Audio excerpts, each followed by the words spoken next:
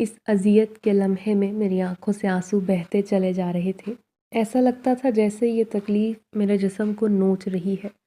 میں درد کی شدت سے تڑپ رہی تھی۔ ہر تکلیف کے ساتھ لبوں سے سسکی نکلتی، مگر میں کمزور کسی سے فریاد کرنے کے قابل نہ تھی۔ میرے آس پاس کوئی ایسا موجود نہ تھا جو میری بات سنتا، میرا حال دیکھتا یا میری طرف مدد کا قدم بڑھاتا۔ صرف ایک ہی ذات تھی جس پر میرا بھروسہ تھا، جس سے میں فریاد دعا کر سکتی تھی۔ رب کی ذات، وہی واحد سہارا تھی جو میری سسکیوں کو سن سکتا تھا، میرے درد کو سمجھ سکتا تھا۔ میں 8 ماہ کی حاملہ تھی، ایک ایسے وقت میں جب ایک عورت کو سب سے زیادہ سہارے کی ضرورت ہوتی ہے، مگر میرے لیے یہ وقت بے حد کٹھن ہو چکا تھا، کیونکہ میرے اپنے شوہر نے نہ صرف مجھ پر گھٹیا الزام لگائے بلکہ مجھے اپنے گھر سے بے دخل کر دیا۔ الزامات کی کوئی حقیقت نہ تھی، مگر جو باتیں میری ساس اور جٹھانی اسے بتاتی، وہ ان پر آنکھیں بند کر کے یقین کر لیتا۔ اس کے دماغ میں کبھی یہ خیال نہ آیا کہ شاید وہ غلط ہے، شاید میں بے قصور ہوں۔ وہ میرا شوہر ہی میری زندگی کا اکیلا سہارا تھا، مگر وہی سہارا میرے لیے سب سے بڑا ظالم بن گیا۔ میری زندگی کے وہ دن آج بھی مجھے یاد ہیں جب میں نے اپنے شوہر کی جی جان سے خدمت کی۔ میں نے کبھی کسی بات کی شکایت نہ کی تھی، اس کی ہر صحیح غلط کو، ہر غصے کو برداشت کیا، اس کے ہر حکم پر لبیک کہا۔ مجھے لگتا تھا یہی میرا فرض ہے، یہی نصیب ہے، مگر شاید میں بہت غلط تھی۔ میری ساس اور جٹھانی ہمیشہ میرے خلاف سازشیں گھڑتی رہتی۔ ان کا جی چاہتا کہ میں ہمیشہ ان کے قدموں میں پڑی رہوں، ان کی ہر بات مانوں، اور اگر کبھی غلطی سے میں نے اپنے لیے کچھ کہہ دیا تو وہ بات میرے خلاف ناسور بن جاتی۔ وہ تو میرے شوہر کو بھڑکانے میں ماہر تھی، اور میرا شوہر، وہ تو جیسے ان کے ہاتھوں کی کٹ پتلی تھا۔ میں نے اپنی زندگی کا ہر لمحہ اپنے شوہر کے لیے جیا تھا، مگر جب مجھے اس کی سب سے زیادہ ضرورت تھی، اس نے اپنے ہاتھ مجھ سے پیچھے کر لیے تھے۔ وہ اچھے سے جانتا تھا میرا اس دنیا میں اس کے علاوہ کوئی نہیں، میرا کوئی بھائی بہن والدین نہیں۔ وہ میرے اکیلے پن تنہائی سے خوب اچھے سے واقف تھا، اور شاید یہی بات اس کے ظلم کا سبب بنی۔ وہ جانتا تھا اس کے میں بغیر کہیں کی نہ رہوں گی، میرا کوئی سہارا نہ ہوگا، مگر پھر بھی اس نے مجھے دھتکار دیا۔ میری زندگی کا وہ لمحہ ہرگز کسی قیامت سے کم نہ تھا۔ ایک ایسی حالت میں جب میرے وجود میں ایک اور جان سانس لے رہی تھی، ایک ایسا وقت جب ایک عورت کو اپنے شوہر کے سہارے، محبت کے 2 بول، حفاظت اور خیال کی سب سے زیادہ ضرورت ہوتی ہے، مگر میرے لیے یہ لمحہ کٹھن تھا۔ میرے دل میں ہزاروں سوال تھے۔ کیا میرا قصور صرف یہ تھا کہ میں ایک عورت ہوں؟ کیا میرا قصور تھا کہ میں اپنے شوہر کے لیے وفادار رہی؟ کیا یہی میرا قصور تھا کہ میں ان سازشوں کو نہ سمجھ سکی جو میری ساس اور جٹھانی میرے خلاف کرتی رہیں؟ میرے شوہر نے جو الزام لگائے وہ میری روح کو چھلنی کرنے کے لیے کافی تھے۔ اس نے مجھے بد کردار کہا، کردار پر انگلی اٹھائی، میرے بچے کو قبول کرنے سے انکار کر دیا۔ یہ سن کر میں تو ٹوٹ گئی تھی۔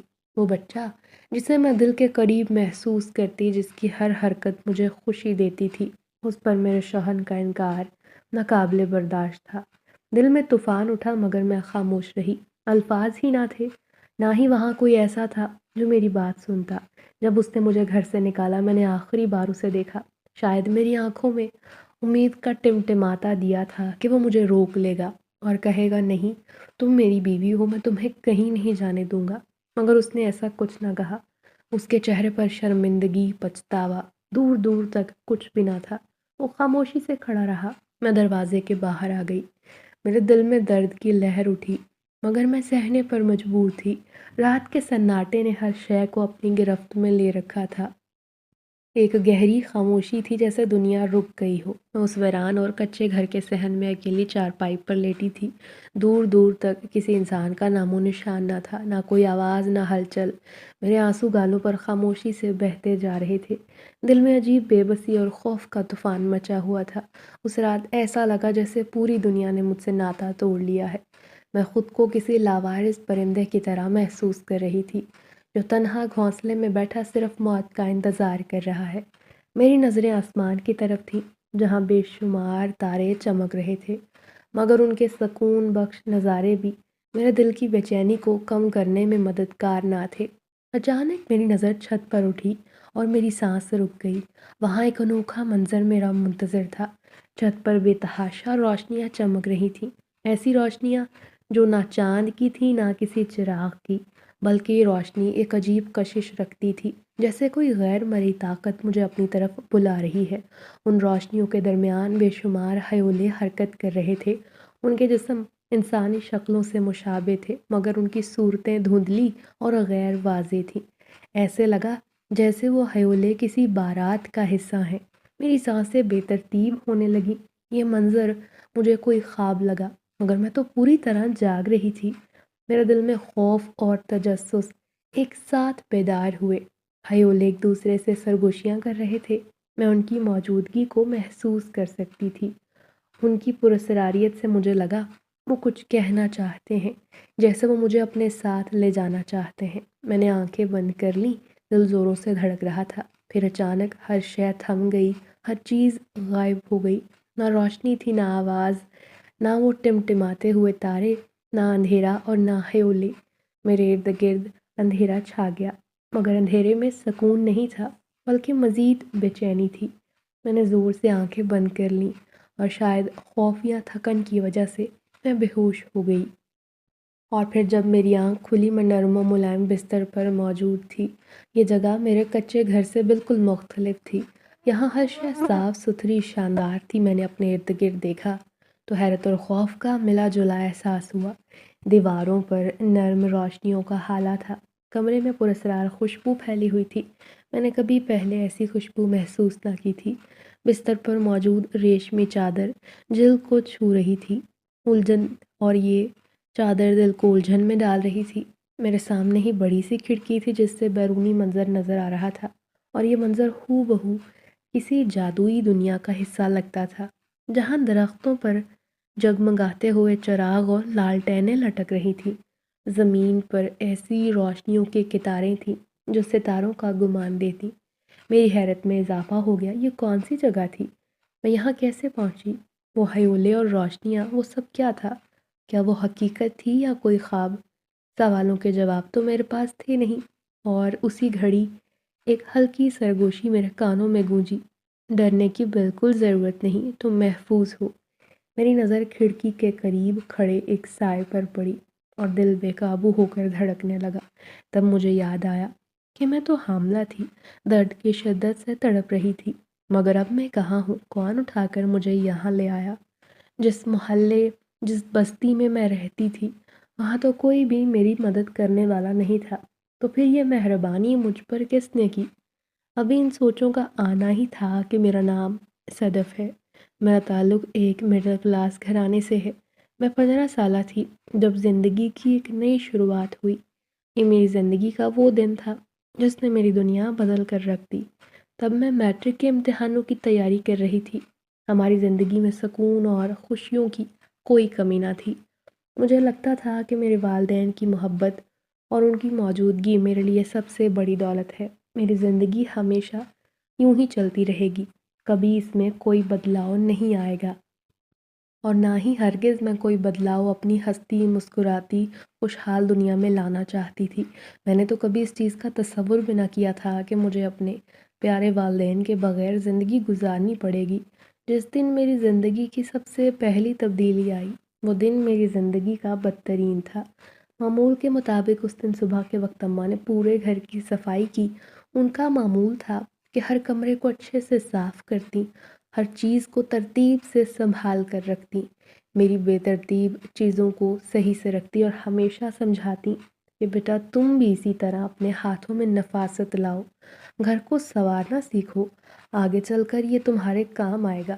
بیٹیوں کے لیے یہی سب کچھ اہمیت رکھتا ہے کہ وہ گھرداری سیکھیں۔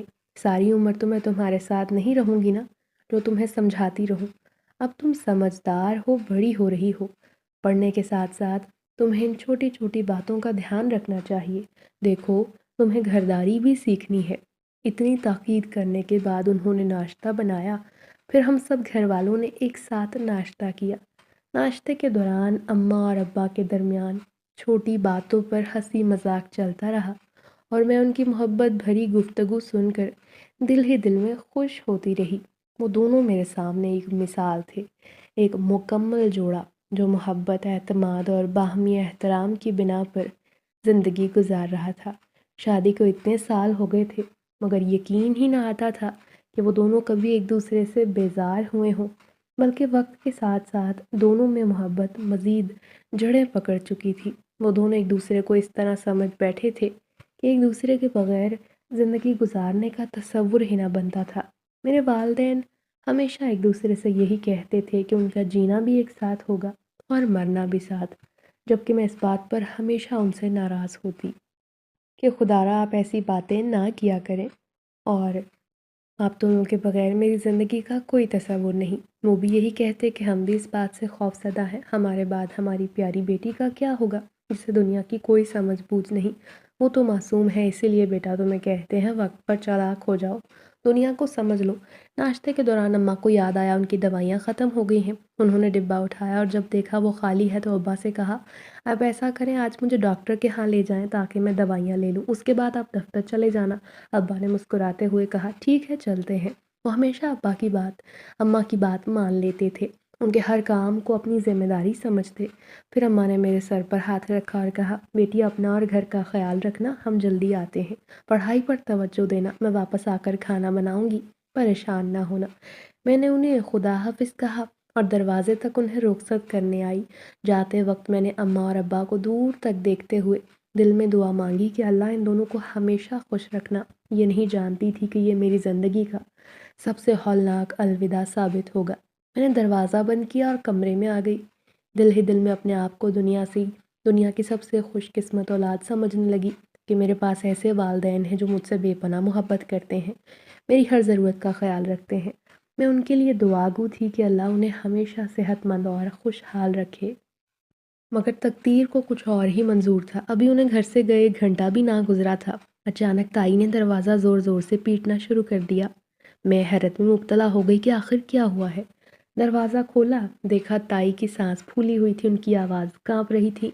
وہ چلائی، چل جلدی چل، تیرے ماں باپ کا حادثہ ہو گیا ہے، بائک بس سے ٹکرا گئی ہے۔ یہ سن کر میری آنکھوں کے سامنے اندھیرا چھا گیا۔ مجھے یقین نہ آیا کہ یہ میں کیا سن رہی ہوں۔ انہوں نے میرا ہاتھ پکڑا اور تقریباً گھسیٹتے ہوئے مجھے لے گئیں۔ راستے میں میرے دل میں بے شمار خیال آتے رہے، مگر زبان بند تھی۔ میں دعا کر رہی تھی کہ یہ خبر غلط ہو، اماں ابا خیریت سے ہوں۔ جب ہم ہسپتال پہنچے تو جو منظر میں نے دیکھا اس نے میری روح کو جھنجھوڑ کر رکھ دیا۔ فرش پر میں نے دیکھا 2 لاشیں کفن میں لپٹی پڑی تھیں، ان کے جسم سے اب تک خون کے قطرے بہتے جا رہے تھے۔ میں نے انہیں اس حالت میں دیکھا تو دل میں عجیب سناٹا چھا گیا، آنکھوں میں میرے آنسو جم گئے۔ دل ماننے کو تیار ہی نہ تھا کہ یہ میرے والدین ہیں جو اب اس دنیا میں نہیں رہے۔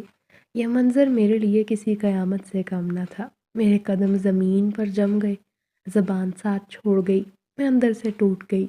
دل میں چھوٹا سا یقین باقی تھا کہ شاید ابھی بھی یہ سب جھوٹ ہو، شاید یہ خواب ہے، مگر حقیقت نے مجھے اپنی لپیٹ میں لے لیا۔ ہسپتال کے عملے نے مجھے تسلی دی، مگر میری چیخیں سب کچھ بہا لے جانے کو تیار تھیں۔ میرے والدین جنہیں میں نے ابھی چند گھنٹے پہلے ہنستے مسکراتے دیکھا تھا، اب وہ ہمیشہ کے لیے خاموش ہو چکے تھے۔ میرے تایا اور تائی نے جنازے کی تمام تیاریاں شروع کر دی، مجھے اپنے ساتھ اپنے گھر لے گئے جہاں میں بس ایک اجنبی تھی۔ میرے دل میں ایک خلا تھا، ایک ایسا خلا جو شاید کبھی نہ بھر سکے۔ مجھے یہ سمجھ نہیں آ رہا تھا کہ والدین کے بغیر میری زندگی کیسی ہوگی۔ میں ہر لمحہ اماں کی مسکراہٹ اور ابا کے شفقت بھرے الفاظ کو یاد کرتی رہتی۔ چند دنوں بعد مجھے پتہ چلا کہ میرے تایا اور تائی نے میرے والدین کے جنازے کے تمام اخراجات اس لیے اٹھائے تھے تاکہ وہ میرے گھر جا کر وہاں کی قیمتی اشیاء اپنی تحویل میں لے سکیں۔ میرے والدین کے گھر کی ہر چیز جو کبھی میری زندگی کا حصہ تھی اب ان کی ملکیت بن چکی تھی۔ یہ بات جان کر میرا دل اور بھی زیادہ ٹوٹ گیا۔ میں سوچتی رہی، کیا انسان اتنا خود غرض ہو سکتا ہے کہ وہ یتیم بچوں کی زندگیوں سے کھیلنے میں بھی جھجک محسوس نہ کرے؟ تایا اور تائی میرے لیے ہرگز کوئی جذبات نہ رکھتے تھے۔ انہوں نے اتنا بھی نہ سوچا کہ جب اس بات کی خبر مجھے ہوگی تو مجھ پر کیا گزرے گی، کہ وہ ہمارے گھر سے میرے ماں کے زیورات یا میرے باپ کے پیسے اٹھا لائے ہیں۔ ایسی خبریں بھلا کب تک چھپی رہتی ہیں؟ اپنی زندگی کے اس ہولناک موڑ پر میں نے اپنی ساری معصومیت کھو دی، والدین کھو دیے اور ساتھ ہی وہ تحفظ بھی جو ان کی موجودگی سے میسر تھا۔ میرے دل میں ایک ہی دعا تھی کہ اللہ مجھے اتنی ہمت دے میں ان حالات کا سامنا کر سکوں۔ پہلے ہم 2 کمروں پر مشتمل چھوٹے مکان میں رہتے تھے، جس کے بیچ میں ایک دیوار تھی جو ہمیں ہمارے تایا کے گھر سے جدا کرتی تھی۔ یہ دیوار گویا ہمارے خاندانوں کے بیچ ایک خاموش حد بندی کی علامت تھی۔ تایا کے 2 بیٹے تھے جو دونوں مجھ سے بڑے تھے۔ بڑا بیٹا صادق نہایت سمجھدار اور تعلیم میں قابل تھا، مگر چھوٹا بیٹا جاوید ہمیشہ مشکلات کا سبب بنتا تھا۔ جاوید ذہنی طور پر ٹھیک نہ لگتا تھا، مگر ایسا بھی نہیں تھا کہ وہ بالکل ہی مفلوج تھا۔ وہ معمولی باتوں کو بڑا مسئلہ بنا لیتا اور اکثر لوگوں سے الجھ جایا کرتا۔ یہی وجہ تھی کہ تائی ہمیشہ اسے اپنے پلو سے باندھے رکھتی تاکہ وہ ان کے قابو میں رہے۔ میری زندگی والدین کی وفات کے بعد یہ اکثر بدل گئی۔ اس دردناک حادثے نے نہ صرف میرے دل کو ٹکڑے ٹکڑے کیا، بلکہ میری معصومیت، میرا سکون اور خوشیاں بھی چھین لیں۔ میں ہر وقت سہمی رہتی، ایک بے جان خاموشی نے مجھے گرفت میں لے لیا تھا۔ میں اپنی چھوٹی سی دنیا میں قید ہو کر رہ گئی تھی، جہاں نہ کوئی امید تھی نہ سہارا۔ میں کمرے میں بند رہتی اور یہی سوچتی کہ کاش میری زندگی پہلے جیسی ہو جائے، میرے والدین لوٹ آئیں، مگر اب ایسا کچھ بھی نہ تھا۔ ایک دن تائی نے مجھے صبح صبح جگایا۔ ان کی آواز میں حکم تھا اور چہرے پر سختی۔ نرم مزاج تو وہ پہلے بھی کبھی نہ تھی، مگر پہلے کبھی مجھے اتنے زیادہ کام کاج نہ بتائے تھے۔ اب تک وہ میرا خیال ہی رکھتی تھی، مگر اس دن انہوں نے کہا، میں اپنی کزن کی فوتگی پر جا رہی ہوں، تم اٹھو، صادق اور جاوید کے کپڑے استری کرو، ان کو ناشتہ بنا کر دو۔ یہ سن کر تو میں گھبرا گئی۔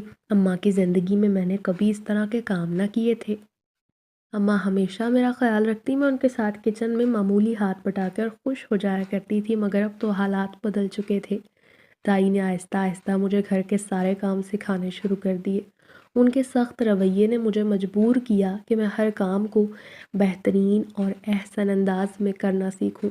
پڑھائی تو کب کی چھوٹ گئی تھی، کسی کو اس بات کی پرواہ بھی نہ تھی۔ میرے خواب اور امیدیں دب چکی تھیں۔ میرا دن کا زیادہ تر حصہ گھر کے کاموں میں گزر جاتا۔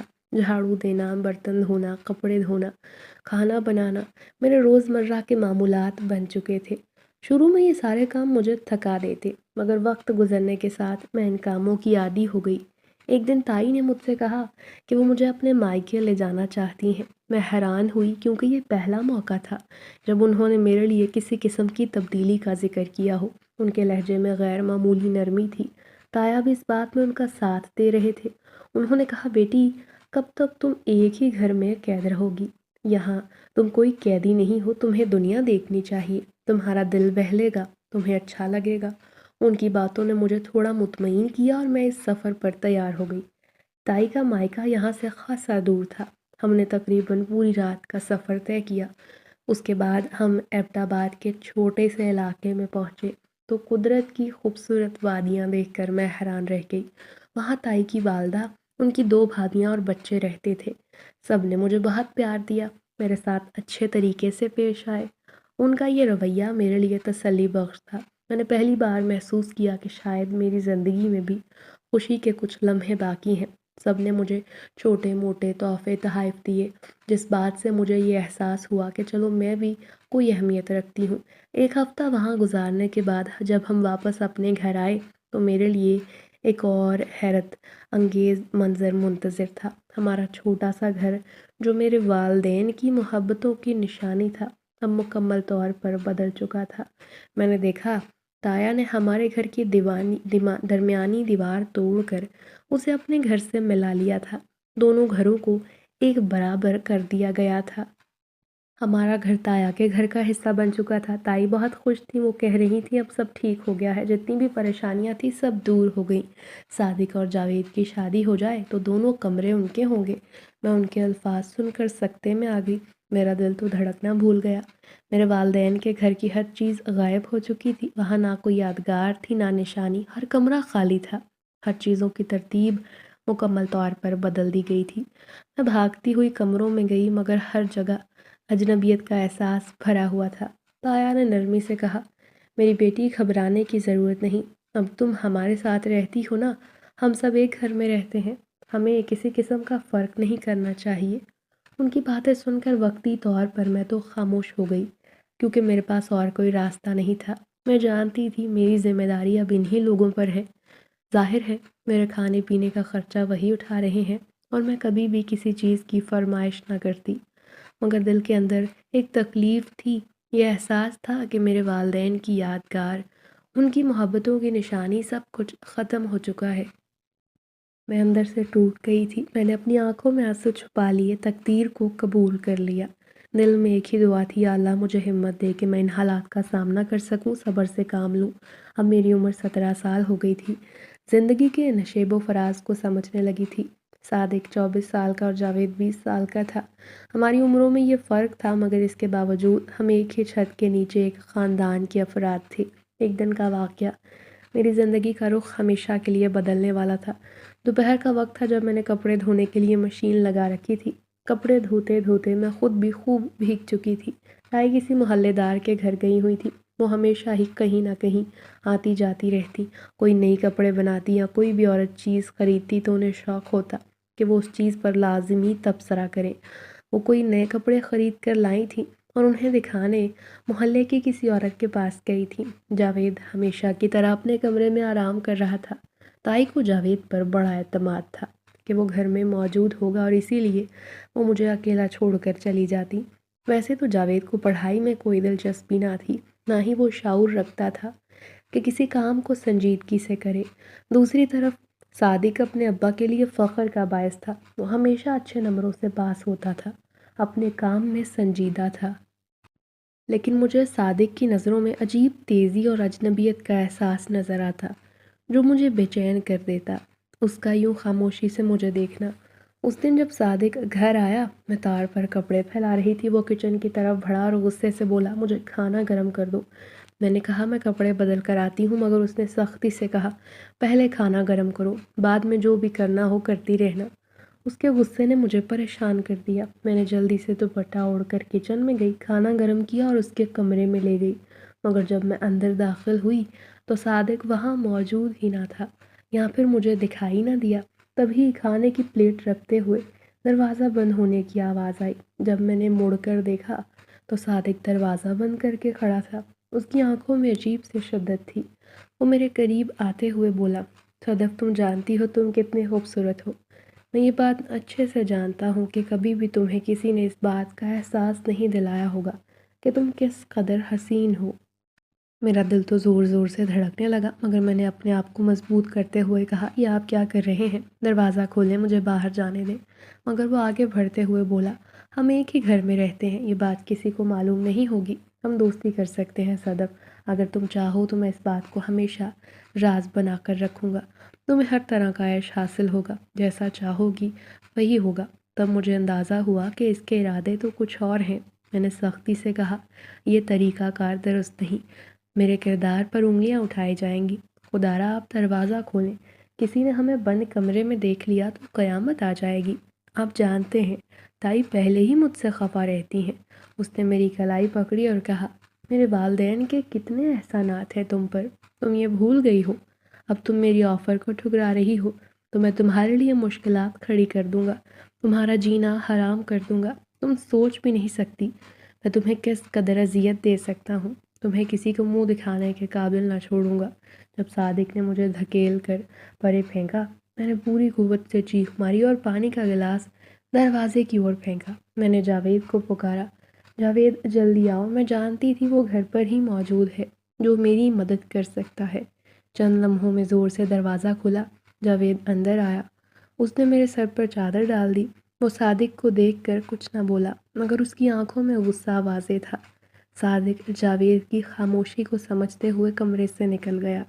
میں دیر تک گھٹنوں میں سر دیے روتی رہی۔ جاوید نے کچھ نہ کہا، مگر میں جانتی تھی کہ وہ سب سمجھ چکا ہے۔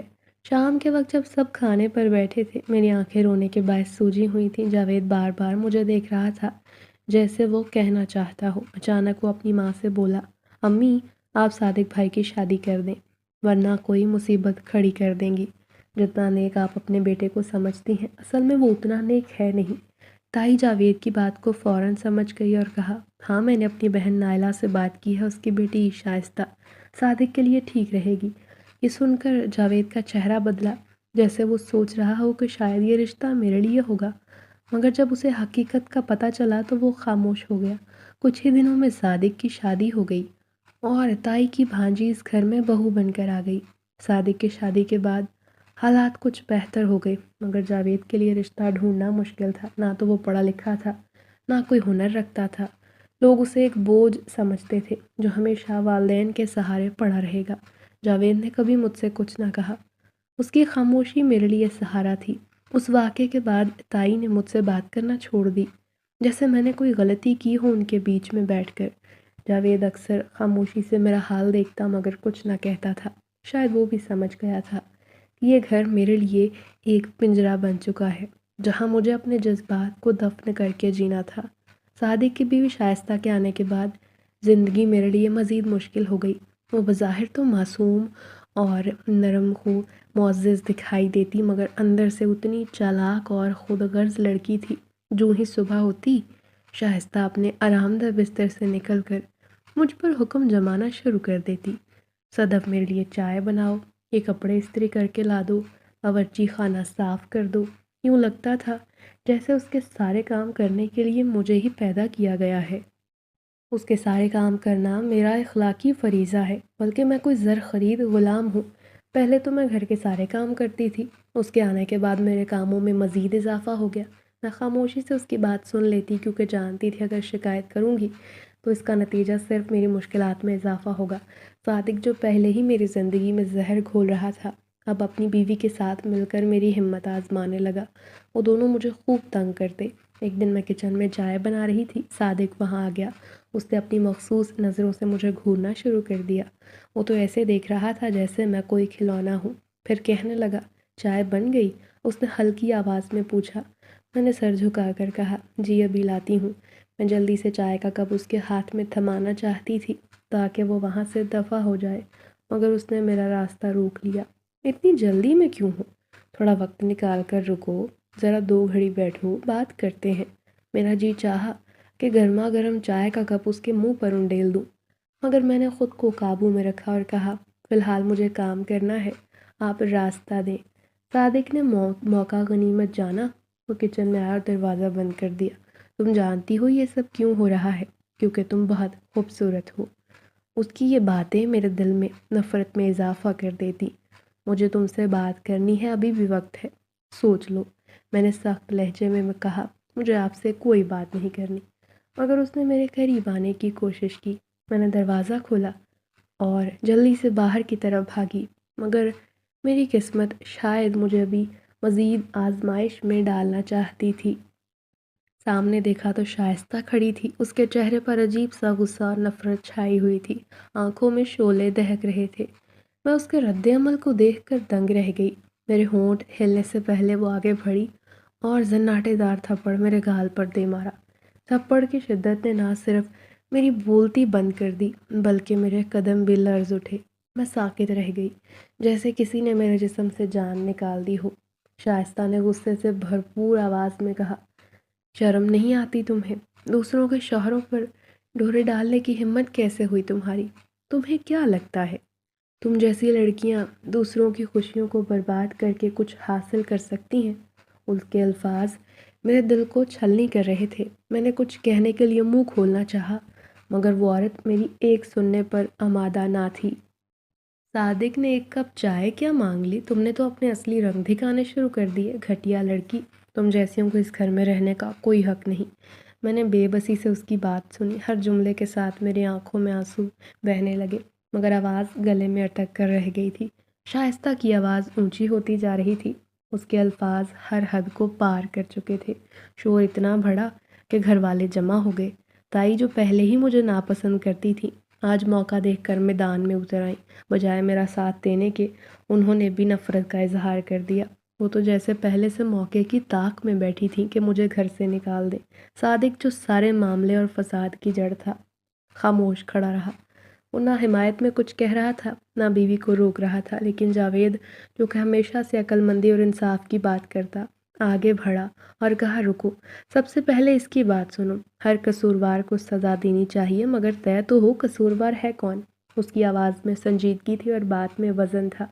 اس نے کہا، یہ بات تو سب جانتے ہیں کہ ایک ہاتھ سے تالی نہیں بجتی۔ اگر صادق دودھ کا دھلا ہوا ہوتا تو یہ معاملہ یہاں تک نہ پہنچتا۔ جاوید کی باتوں نے ماحول میں ایک لمحے کو سکون پیدا کیا، مگر تایا کا غصہ کسی اور ہی نتیجے پر پہنچ چکا تھا۔ انہوں نے فوراً فیصلہ سنا دیا، یہ معاملہ مزید نہیں بڑھے گا، ہم اسی وقت اس کا حل نکالتے ہیں۔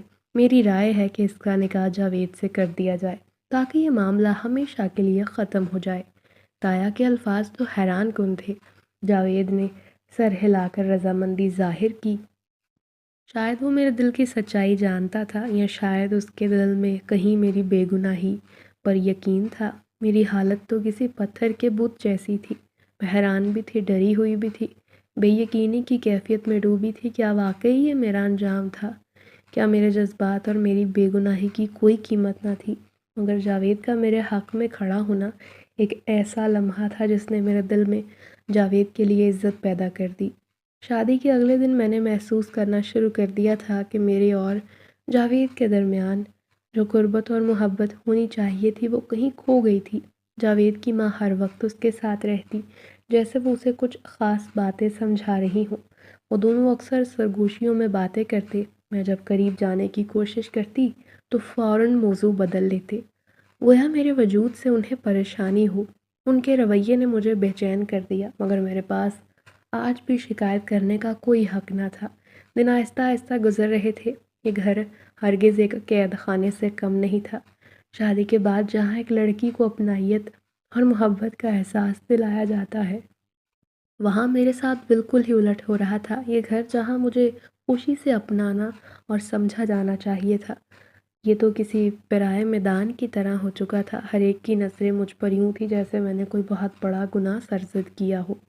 وہ آنکھوں ہی آنکھوں میں مجھے حقیر سمجھتے، میرے دل کو مزید زخمی کر دیتے۔ صادق، جس خبیث کی وجہ سے یہ سب شروع ہوا تھا، وہ میری شکل دیکھنا بھی گوارا نہ کرتا۔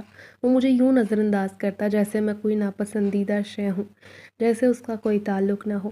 ایک وقت تھا جب جاوید میرا ساتھ دیتا تھا، میرے حق میں بولتا تھا، مگر تایا جان نے جلد فیصلہ کیا کہ وہ یہاں نہیں رہیں گے، کاروبار کے سلسلے میں جدہ جائیں گے۔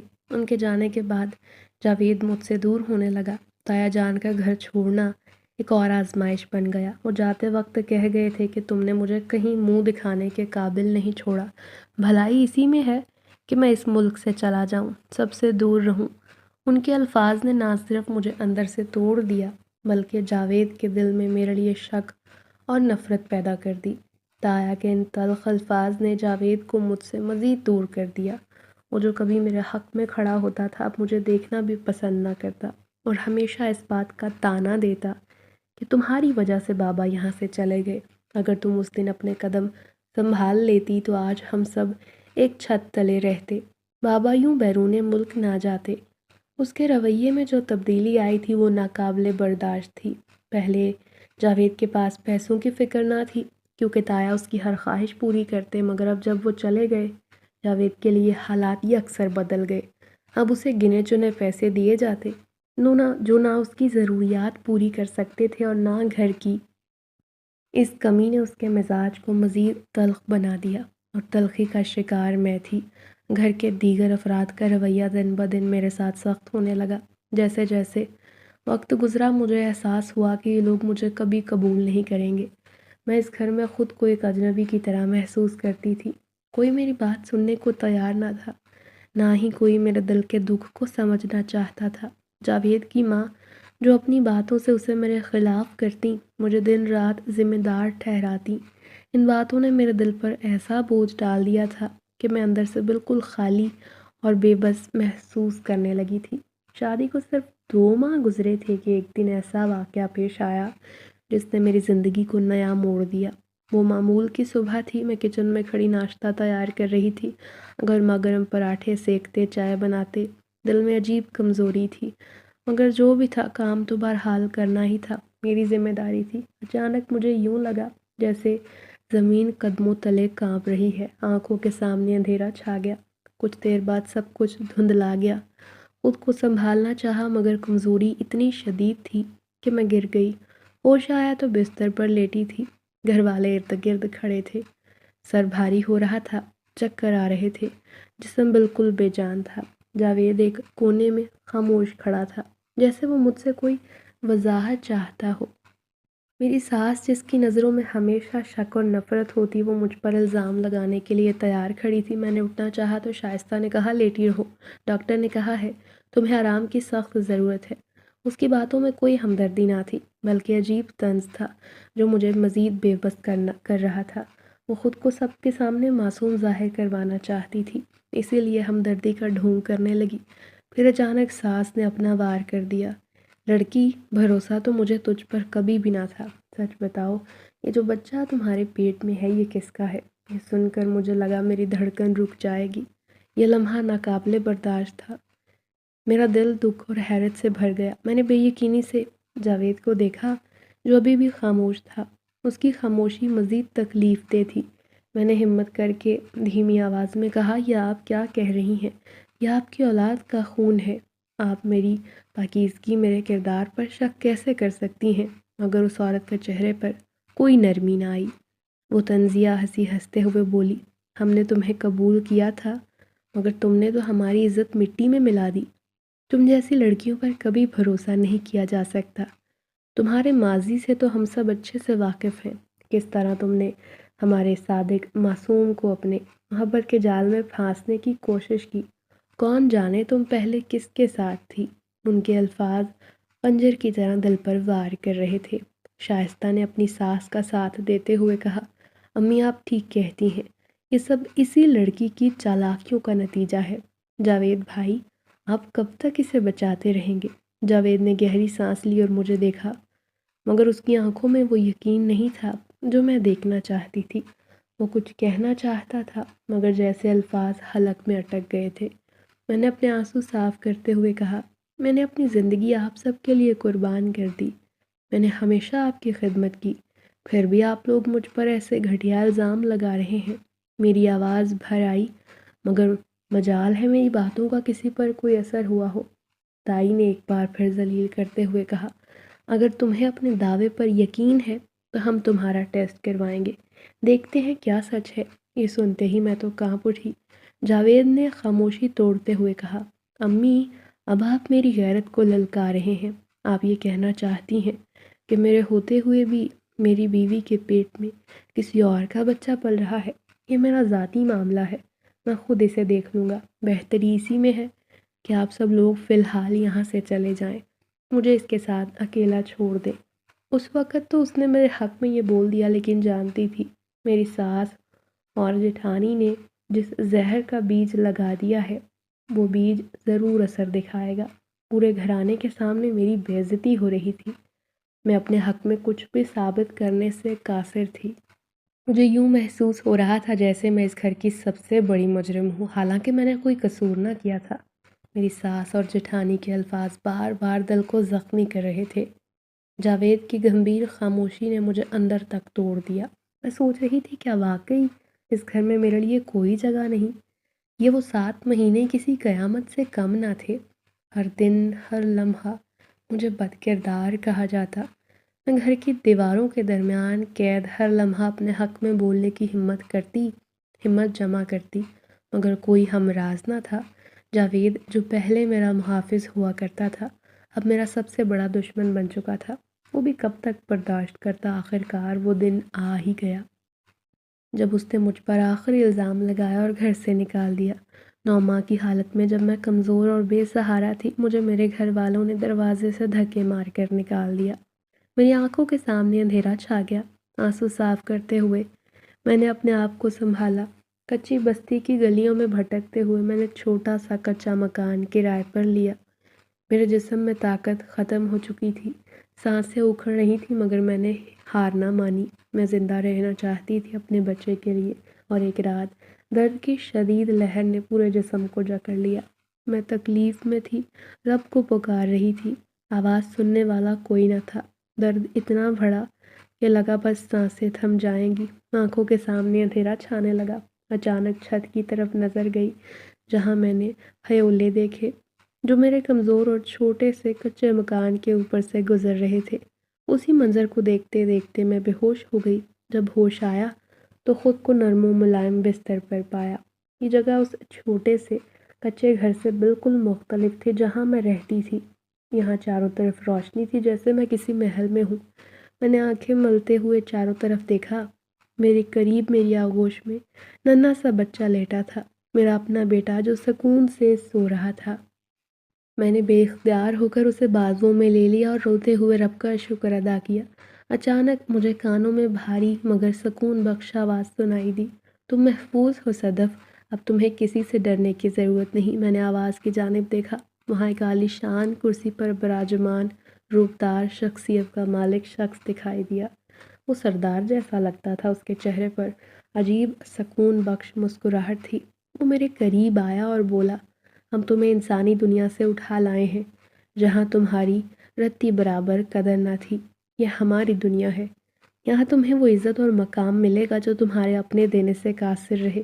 تمہارا بیٹا ہماری دنیا میں پیدا ہوا ہے اور اسے ایک دن اسی دنیا کا حکمران بنایا جائے گا۔ میری آنکھیں حیرت سے کھل گئیں، یہ تو میرے لیے ناقابل یقین تھا، مگر جو کچھ میرے سامنے تھا اسے جھٹلانا بھی ممکن نہیں تھا۔ اس نے مزید کہا، ہم نے تمہاری چیخیں سنی اور تمہیں تمہارے حال پر چھوڑنا ہم نے مناسب نہ سمجھا۔ تم مظلوم ماں ہو اور یہ دنیا مظلوموں کو پناہ دیتی ہے۔ میرے لیے اس حقیقت کو قبول کرنا ہرگز آسان نہ تھا۔ میں سوچنے لگی کہ یہ کوئی خواب ہے یا حقیقت، مگر میرے بیٹے کی مسکراہٹ اور میرے ارد گرد کے محل کی کھڑی عالی شان دیواریں مجھے یقین دلا رہی تھی کہ اب میری زندگی بدل چکی ہے، اور اس محل میں جہاں عزت تھا، سکون تھا، میں نے اپنی نئی زندگی کا آغاز کیا، خوشیوں بھری زندگی کو قبول کیا، کیونکہ جہاں میرے خون کے رشتوں نے، میرے اپنے شوہر نے مجھے ٹھکرا دیا، وہاں جنات نے مجھے اپنایا تھا۔ یہ پرسکون زندگی، یہ خوشحال زندگی اور یہ حقیقت ہی یقیناً میری زندگی کی تکلیفوں کا سب سے بڑا انعام تھی، اور میں اپنی اس نئی دنیا میں آ کر خوشحال تھی، مطمئن تھی، پرسکون تھی۔